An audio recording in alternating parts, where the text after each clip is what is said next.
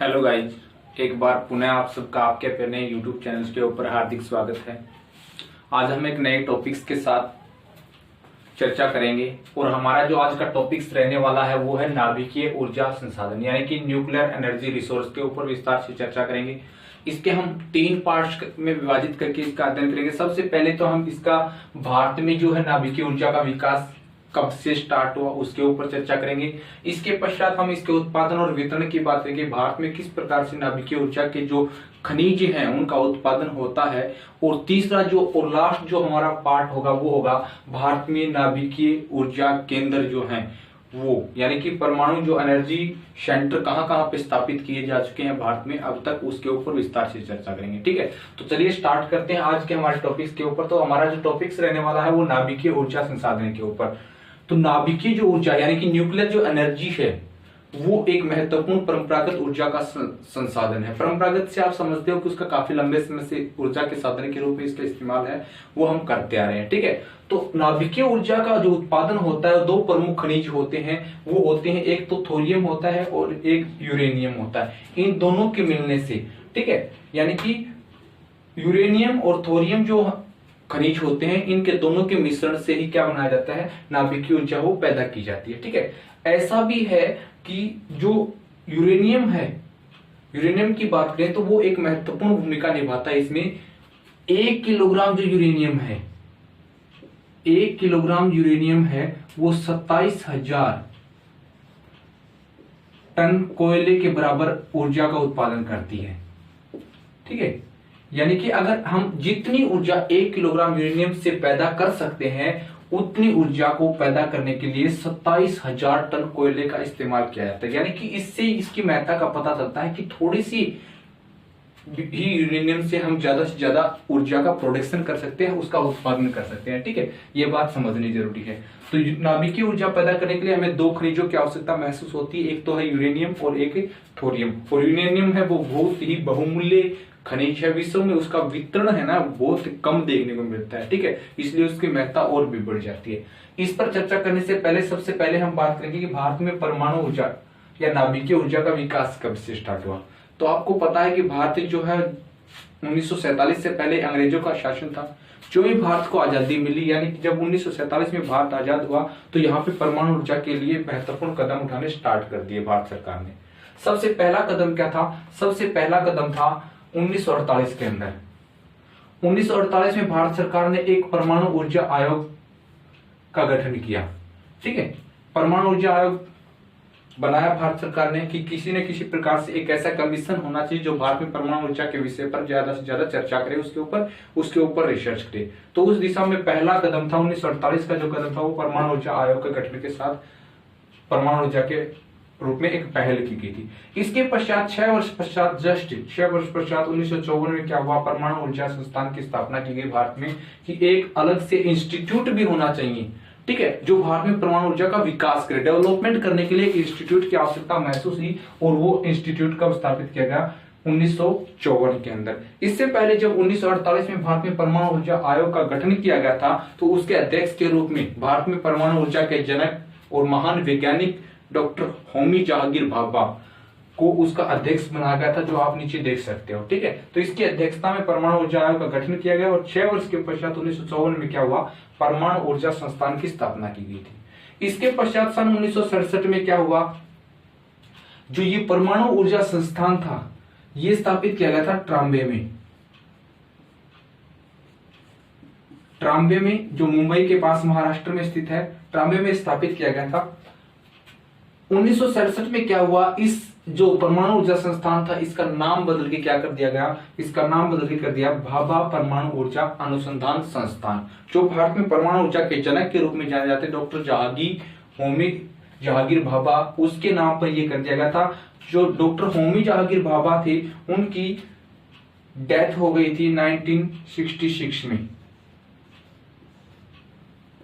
जनवरी 1966 में उनकी डेथ हो गई थी। एक विमान दुर्घटना के कारण भारत ने एक महान वैज्ञानिक और परमाणु ऊर्जा के जनक के रूप में खो दिया था। उसकी श्रद्धांजलि स्वरूप भी इसको कह सकते हैं कि उनके जस्ट 1 वर्ष के पश्चात 1967 में क्या हुआ, जो भारत का जो परमाणु ऊर्जा संस्थान था जो ट्राम्बे में, उसका नाम बदल के भारत के महान परमाणु ऊर्जा के जनक और वैज्ञानिक डॉक्टर होमी जहांगीर भाभा के नाम पर रख दिया गया, भाभा परमाणु ऊर्जा अनुसंधान संस्थान। इसको आज भी हम भाभा परमाणु ऊर्जा अनुसंधान संस्थान के रूप में जानते हैं। ठीक है, तो ये तो हम डेवलपमेंट की बात करते हैं। 1948 में परमाणु ऊर्जा आयोग का गठन किया गया। 6 वर्ष के पश्चात क्या हुआ, परमाणु ऊर्जा का डेवलपमेंट कैसे किया जाए, विकास कैसे किया जाए, उसके लिए एक इंस्टीट्यूट की स्थापना की गई, एक संस्थान बनाया गया और उसके पश्चात इस संस्थान का नाम बदल के क्या कर दिया गया, 13 वर्ष के पश्चात भारत के महान वैज्ञानिक और परमाणु ऊर्जा के जनक डॉक्टर होमी जहांगीर भाभा के नाम पर इसका नाम चेंज करके क्या कर देगा, भाभा परमाणु ऊर्जा अनुसंधान केंद्र के रूप में इसका नाम बदल दिया गया। ठीक है, तो ये तो डेवलपमेंट की बात की जाती है, भारत में परमाणु ऊर्जा का विकास की शुरुआत कैसे कैसे हुई। इसके पश्चात बात करेंगे हम परमाणु ऊर्जा के लिए कौन कौन से खनिजों की आवश्यकता होती है। ये मैं पहले ही चर्चा कर चुका हूं कि इसमें 2 खनिजों की महत्वपूर्ण भूमिका होती है, एक तो होता है यूरेनियम और एक होता है थोरियम। इन दोनों खनिजों से मिलाकर क्या बनता है, नाभिकीय ऊर्जा पैदा की जाती है, जो न्यूक्लियर एनर्जी होती है वो पैदा की जाती है। भारत में इन दोनों ही खनिजों के उत्पादन की बात करें तो मैप के माध्यम से भी समझने की कोशिश करेंगे, लेकिन सबसे पहले हम बात करेंगे यूरेनियम। यूरेनियम है वो बहुमूल्य धातु है, बहुमूल्य खनिज है, सॉरी। इसका भारत में उत्पादन बहुत कम क्षेत्रों में, गिने चुने ही क्षेत्र हैं जहां पे इसका उत्पादन किया जाता है, क्योंकि विश्व में भी इसका वितरण है वो बहुत कम है। वैसे तो ऑस्ट्रेलिया में इसका सर्वाधिक उत्पादन किया जाता है, लेकिन भारत में बहुत कम इसका उत्पादन होता है।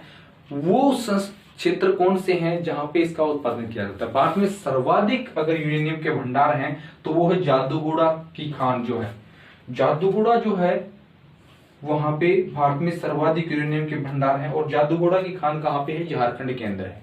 ठीक है, झारखंड की जादूगोड़ा की खान यूरेनियम के भंडार के रूप में जानी जाती है। इसके अतिरिक्त झारखंड में सिंह भूमि एक स्थान है जहां पे यूरेनियम के भंडार, कुछ भंडार है वो पाए गए हैं।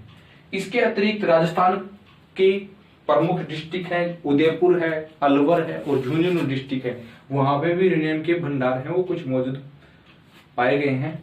इसके अतिरिक्त आंध्र प्रदेश की नेल्लोर डिस्ट्रिक्ट है, मध्य प्रदेश की दुर्ग डिस्ट्रिक्ट है और भंडारा है महाराष्ट्र के अंदर और कुल्लू है हिमाचल प्रदेश के अंदर। ठीक है, यानी कि कुछ एक जगह है जहां पे भारत में इनका उत्पादन किया जाता है। सिंह भूमि, जादूगोड़ा प्रसिद्ध है क्योंकि भारत में सर्वाधिक अगर यूरेनियम के भंडार हो तो जादूगोड़ा में ही है। ठीक है, राजस्थान में भी कुछ जगह पे मिला है, आंध्र प्रदेश में भी नेल्लोर डिस्ट्रिक्ट है, कुल्लू है हिमाचल प्रदेश के अंदर और दुर्ग है, यहाँ भी है यूरेनियम का उत्पादन किया जाता है, जो न्यूक्लियर एनर्जी के लिए एक महत्वपूर्ण भूमिका के रूप में निभाता है। इसके अतिरिक्त तो दूसरा महत्वपूर्ण जो खनिज होता है वो थोरियम होता है। ठीक है, भारत में थोरियम के जो भंडार है वो प्रचुर मात्रा में है। विश्व का ये मान के चले कि विश्व का सर्वाधिक थोरियम का उत्पादन करने वाला देश है तो वो भारत ही है। ठीक है, और थोरियम के 3 प्रमुख क्षेत्र हैं, विशेष रूप से सर्वाधिक थोरियम है वो भारत के पश्चिमी घाट पर स्थित है। कौन सा है, केरल जो है, वहां पे एक मोनोजाइट रेत पाई जाती है, उसके अंदर थोरियम के भंडार हैं वो काफी मात्रा में पाए जाते हैं, वहां पे थोरियम का उत्पादन किया जाता है। इसके अतिरिक्त पूर्वी घाट में अगर बात करेंगे तो विशाखापट्टनम जो आंध्र प्रदेश में है वहां पे भी इसका उत्पादन किया जाता है, और महानदी डेल्टा जो उड़ीसा के अंदर है वहां पे इसके जो कुछ भंडार है वो पाए जाते हैं। अब अगर हम इन चीजों को मैप के ऊपर समझने की कोशिश करें तो इसको आसानी से समझ सकते हैं। सबसे पहले हम बात करेंगे जादूगोड़ा और सिंह भूमि की। आप देख पा रहे हो स्टेट बाउंड्रीज का मैप नहीं है, हाथ से बनाया गया है, तो थोड़े समझने में, अंडरस्टैंडिंग में थोड़ी परेशानी होगी, लेकिन जो ही आप स्टेट बाउंड्री का मैप लेंगे तो उसके अंदर आप इनको आसानी से दर्शा सकते हो। तो जादूगोड़ा और सिंह भूमि जो है ये झारखंड क्षेत्र में है। ठीक है, यहां पे यूरेनियम के भंडार हैं। इसके अतिरिक्त अगर बात करें उदयपुर, अलवर और झुंझुनू की तो राजस्थान डिस्ट्रिक्ट के अंदर ये पड़ता है, यहां पे भी क्या है, यूरेनियम के भंडार पाए गए हैं। इसके अतिरिक्त नेल्लोर डिस्ट्रिक्ट कहां है, आंध्र प्रदेश में, इस क्षेत्र के अंदर भी क्या है, यूरेनियम के भंडार पाए गए हैं। दुर्ग है एमपी के अंदर, मध्य प्रदेश में, इस क्षेत्र के अंदर। ये है ना अबाउट है, लगभग है, बिल्कुल फिक्स नहीं है, क्योंकि फिक्स तो अगर हम बात करें तो स्टेट बाउंड्री हो उसमें अच्छी प्रकार से समझ सकते हैं, लेकिन विदाउट स्टेट बाउंड्री हम इनका अंदाजा लगा सकते हैं। लेकिन राज्यों का मैं बार बार जिक्र कर रहा हूँ कि ठीक है, ये सिंह भूमि है यहाँ पे, यानी कि झारखंड के अंदर पड़ता है, नेल्लोर डिस्ट्रिक्ट आंध्र प्रदेश में, और दुर्ग है वो मध्य प्रदेश के अंदर पड़ता है। ठीक है, इसके अतिरिक्त भंडारा है वो महाराष्ट्र के अंदर है। ठीक है, महाराष्ट्र में भंडारा जो क्षेत्र है वहां पे यूरेनियम के भंडार पाए गए हैं। इसके अतिरिक्त कुल्लू है हिमाचल प्रदेश में, हिमाचल प्रदेश आपको पता है, यहाँ पे ये क्षेत्र है हिमाचल प्रदेश का। ठीक है, तो कुल्लू डिस्ट्रिक्ट है, वहां पे भी यूरेनियम के भंडार पाए गए हैं। इसके अतिरिक्त अगर हम थोरियम की बात करें, थोरियम है वो दूसरा महत्वपूर्ण ऊर्जा का खनिज है, परमाणु ऊर्जा का विशेष रूप से, और वो है भारत के पश्चिमी घाट में जो केरल राज्य है, यहाँ पे थोरियम के भंडार हैं, और वो मोनोजाइट रेत पाई जाती है यहाँ पे, उसमें प्रचुर मात्रा में पाए जाते हैं। ठीक है, इसके अतिरिक्त विशाखापट्टनम जो आंध्र प्रदेश में नेल्लोर डिस्ट्रिक्ट से थोड़ा आगे चल के ये जो क्षेत्र है यहाँ पे इसके भंडार पाए गए हैं। इसके अतिरिक्त महानदी डेल्टा जो उड़ीसा में पड़ता है, इस क्षेत्र के अंदर क्या पाए गए हैं, थोरियम का उत्पादन है वो भारत में किया जाता है। ठीक है, तो दो महत्वपूर्ण खनिज यूरेनियम और थोरियम जो उत्पादन है वो देश के अलग अलग क्षेत्रों में देखने को मिलता है, जो आप मैप के माध्यम से भी और इसके माध्यम से भी आसानी से समझ सकते हो। ठीक है, तीसरा जो इस लेसन का, इस टॉपिक्स का पार्ट है वो है भारत में जो नाभिकीय ऊर्जा केंद्र है। भारत में मुख्य रूप से 6 नाभिकीय ऊर्जा केंद्र हैं। ठीक है, 6 नाभिकीय ऊर्जा केंद्र है भारत में। इसके अतिरिक्त कुछ संस्था क्षेत्रों में है ना, ये निर्माणाधीन भी हैं और भी हैं, लेकिन मुख्य जो है 6 कार्य कर रहे हैं वर्तमान में। उनमें सबसे पहले जो परमाणु ऊर्जा केंद्र स्थापित किया गया था 1969 में, 1969 में भारत में पहला परमाणु ऊर्जा संस्थान स्थापित किया गया था, और वो कहां पे है, वो है तारापुर के अंदर। तारापुर में है ये तारापुर परमाणु ऊर्जा केंद्र है, और ये पड़ता है महाराष्ट्र के अंदर, मुंबई के पास है। ये भारत का पहला परमाणु ऊर्जा केंद्र के रूप में स्थापित किया गया था। ठीक है, इसके अतिरिक्त दूसरा जो परमाणु ऊर्जा केंद्र अगर बात करें हम, तो इसी के पास आप देख रहे हो, ये है काकरपारा।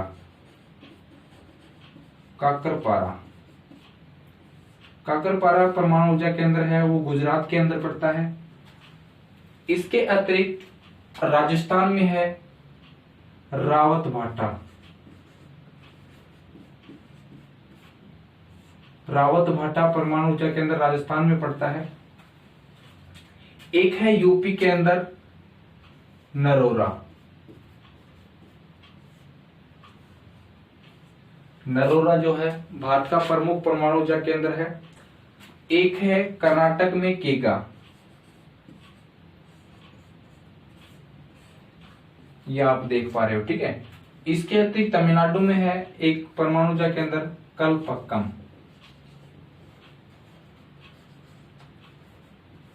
इस तरह से कुल मिला के भारत में 6 परमाणु ऊर्जा केंद्र वर्तमान में काम कर रहे हैं। ठीक है, सबसे पहला कौन सा था, सबसे पहले 1969 में स्थापित हुआ था, कौन सा, तारापुर। ठीक है, तारापुर जो परमाणु ऊर्जा केंद्र था भारत का पहला परमाणु ऊर्जा केंद्र, जो महाराष्ट्र के अंदर है, मुंबई के पास स्थित है। ठीक है, इसके अतिरिक्त काकरपारा है, वो कहाँ है, काकरपारा है गुजरात के अंदर।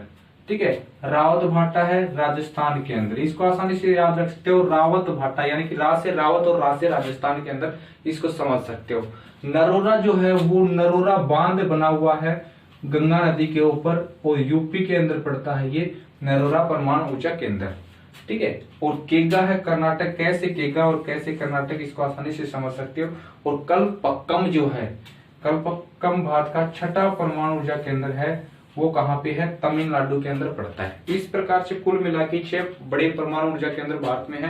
कुछ निर्माणाधीन भी है, जैसे हरियाणा के अंदर बात करें हम, तो हरियाणा में एक परमाणु ऊर्जा केंद्र है, वो निर्माणाधीन है यहाँ पे, और वो है गोरखपुर के अंदर। गोरखपुर के अंदर पड़ता है वो, हिसार और फतेहाबाद डिस्ट्रिक्ट के अंदर ये परमाणु ऊर्जा केंद्र है, वो निर्माणाधीन है, अभी बना नहीं है, लेकिन फिर भी ये अगर हरियाणा में पूछा जाए, हरियाणा में कौन सा परमाणु ऊर्जा केंद्र स्थापित हो रहा है, तो वो है गोरखपुर परमाणु ऊर्जा केंद्र के रूप में।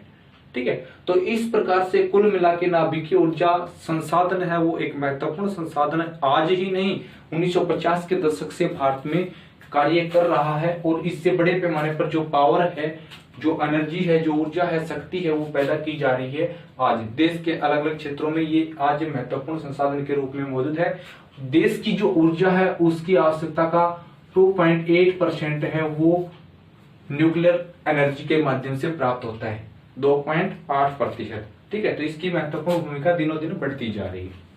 इस प्रकार से कुल मिला के जो छोटा सा टॉपिक्स था, इसको मैप्स के माध्यम से भी वैसे भी आप समझ सकते हो, इसके पश्चात स्क्रीनशॉट ले सकते हो, आपको समझने में आसानी होगी। इससे बाहर कुछ नहीं है इस परमाणु ऊर्जा केंद्र के अंदर। ठीक है, तो आज के लिए इतना ही। नेक्स्ट टाइम हम एक नए टॉपिक्स के साथ आप सबके सामने हाजिर होंगे।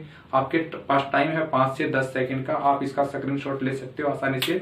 अगर आपको दिखने में कोई परेशानी हुई हो तो स्क्रीनशॉट के माध्यम से उसको आसानी से देख के उसको आराम से कॉपी डाउन में नोट डाउन कर सकते हो। ठीक है, तो थैंक यू, आज के लिए धन्यवाद।